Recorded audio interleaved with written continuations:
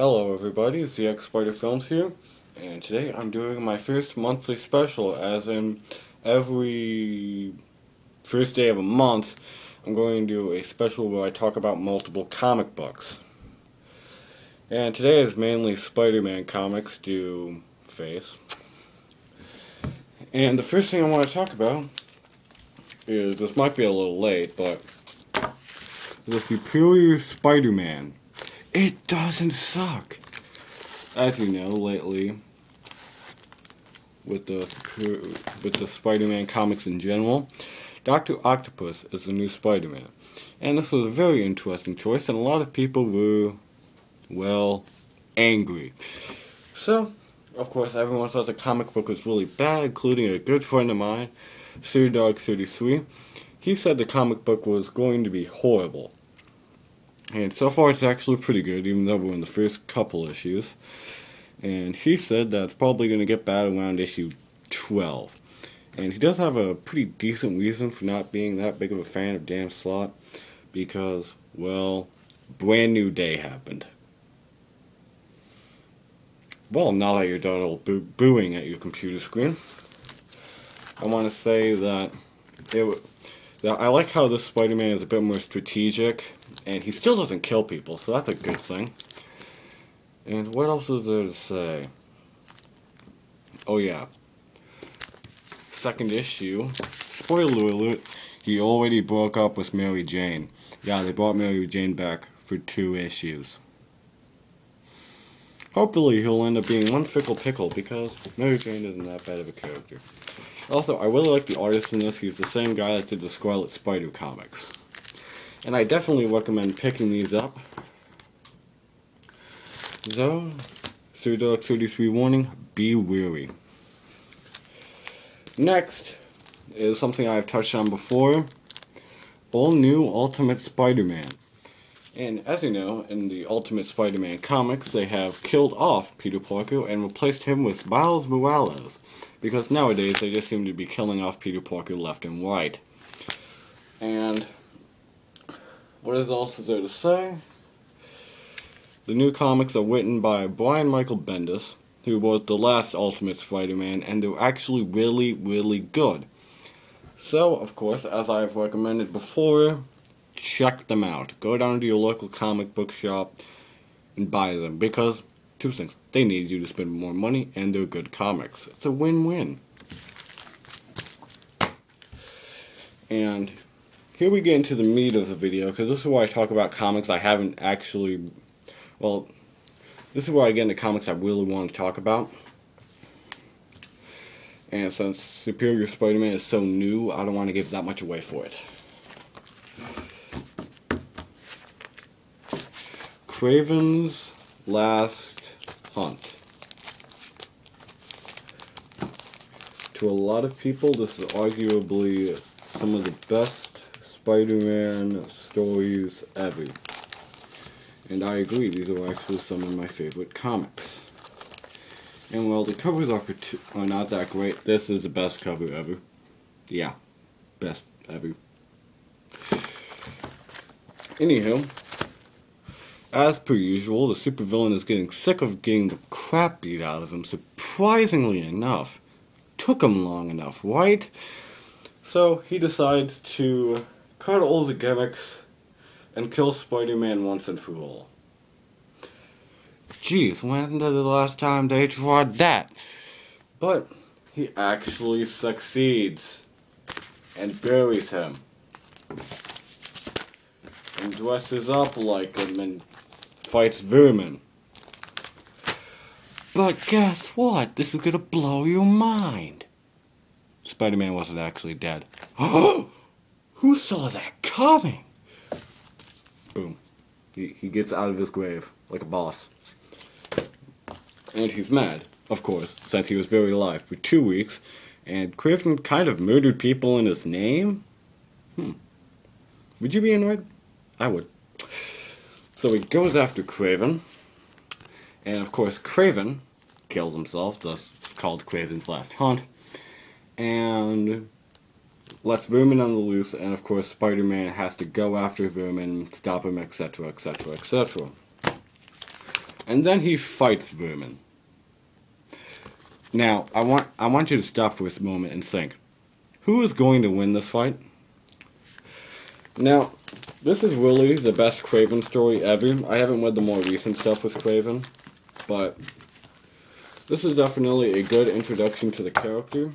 That is, if you don't have to have a computer sitting around so you can look up the original issue with Kraven, which isn't that bad, I don't know. I haven't actually read it, I'm just assuming you can. This is really my main Kraven stuff, sadly enough. And this really deserves a 1 out of 10 out of 10. So if you can go read it, go ahead. But quick warning, this entire set cost me $60.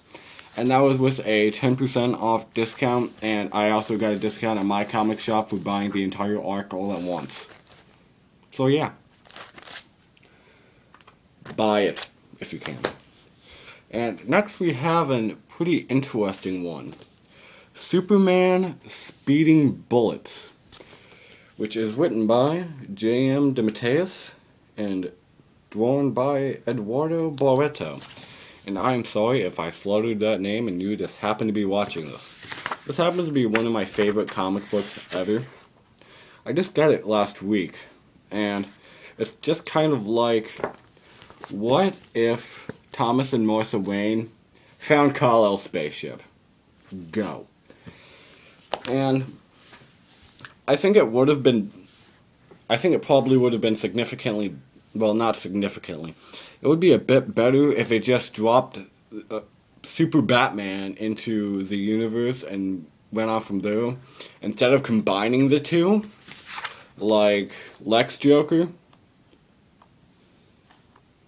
Let's see what was. Yeah, here we go. Lex Joker. And Lex Luthor is kind of chubby in this universe, so we have Fat Bald Joker. Fat Bald Joker. Not like he stood that much of a chance against Super Batman anyway, so I guess making him fat is just icing on the cake. But this comic is really cool. I like the Superman Batman design and the fact that his mask doesn't have a mouth. I always think Batman suits look cooler like that. I don't get why Batman has the... If he's planning on making himself mysterious and a creature of the night that preys on criminals' fears. If he is just... Boom. I have a chin. I'm a person, not a creature of the night. So, that doesn't make much sense to me. And I like how the bat symbol in this is like the Pentagon Superman logo. In fact, the only complaint I really have with this is that he did not remain Batman, and instead he became Superman. And I get what they were kind of going for in that this Superman is not completely separated from his Batman days. He still kind of wears a mask, just not as much. I still think this is one of the worst Superman designs ever. I wish he just stayed Batman because, well, this version of Batman is awesome. Seriously, when his parents get killed, he sets the guy on fire with his heat vision. That is what heat vision was meant to be used for. So really, I really like this comic. It's one of my favorite Superman stories. I don't know.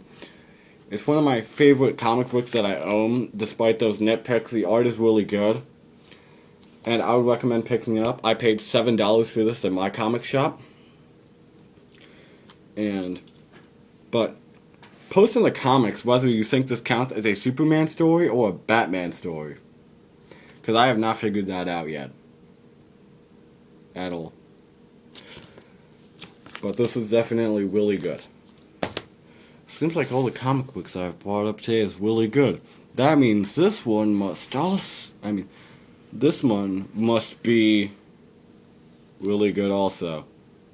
What, do you think I was going to pull out a bad one just so I could dump a whole bunch of hate on it? Okay, yeah, I was thinking about that, but that's going to be a separate video. Tomorrow, I promise. And this is Ultimate Spider-Man Volume 11, Carnage. And Carnage is always one of my favorite supervillains. And I like how this version of Carnage actually gives Peter more of a stake in it. Because this version of Carnage is a clone of Peter. A very screwed up clone of Peter, but still a clone of Peter, which he agreed to making. So, everything that Carnage does, from now and forever, is Peter's fault. And he knows that, and he has it like weighing on him, and it kills Gwen Stacy, and he almost quits being Spider-Man.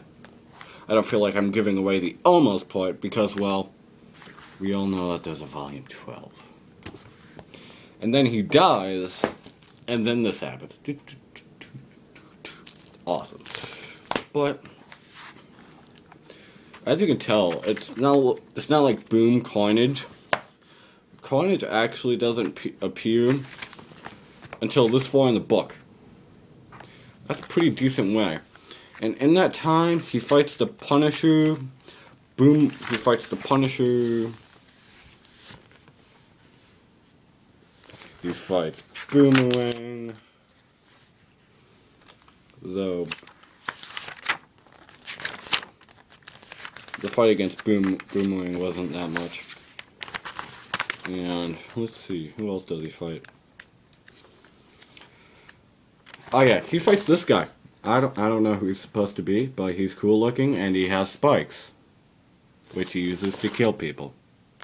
Though he didn't kill actual people in this, and Spidey just kind of wrecked him, even though Spidey did get hurt. And, well, I really recommend the story. I'm trying not to do what I did in my Noir review, which never made it to YouTube, because guess what? My computer is being a piece of garbage. So that's why I'm using the iPod, and since I'm not really a big fan of showing my face, that's why I have this cool hoodie, black Spider-Man mask thing going on.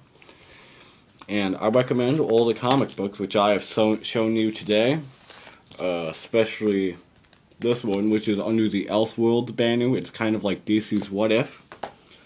Well, main two recommend. Basically, I'm going to show 4 things in the series, and I'm going to show you which 2 I recommend the most. Which is basically, out of these 4 good things, these 2 are better. This one, and Kraven's Last Hunt. So we have Speeding Bullets and Kraven's Last Hunt. I recommend for you to pick up. Actually, I showed you 5 things. I forgot about El Superior Spider-Man here. So, of course, remember, I am the X-Spider Films. Those are the 2 I recommend the most, but if you can't afford Kraven's Last Hunt, because it's late 80s stuff, so it's kind of expensive, you can get this. Basically, I recommend all of this, and have fun reading comics. Don't send people death threats if you're still sending down slots for death threats. Bad idea. No, I'm a little late to the punch. And remember, I am the X-Spider Films, and I say goodbye. See you tomorrow.